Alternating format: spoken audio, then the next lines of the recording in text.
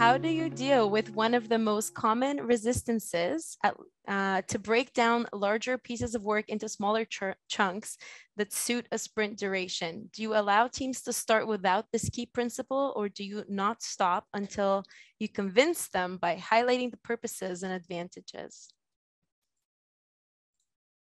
Maybe good to hear from Luan for a change. He's probably got something to say about this. Okay. Well, I think, generally speaking, I like Kanban, obviously, right? So you should start with what you do now. Dealing with changes is always hard for people. And the more you confront, the more resistance you get. So one common technique that's very famous, and I've successfully introduced it in several teams, is to use the red squirrel, gray squirrel technique, right? I don't think we should explain about squirrels now because it would just take, I don't know, 5 minutes and people can just Google it.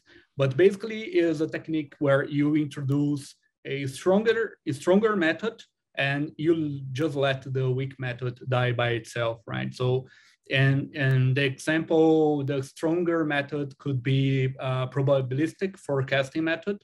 So if you want to be 80% or 90% certain about delivery dates, then you need to reduce variation. There's no other way. You could implement that for a single team or for a single project, show actual results, and then by evidence, you could also introduce a bit of stress factors, asking questions to the people like, do you know when other projects will get done, as we did for the pilot? Do you trust the deadlines you usually get? Do you usually deliver on time? What if we apply this method that worked, the probabilistic forecasting technique, more often, and then the other method will die over time eventually?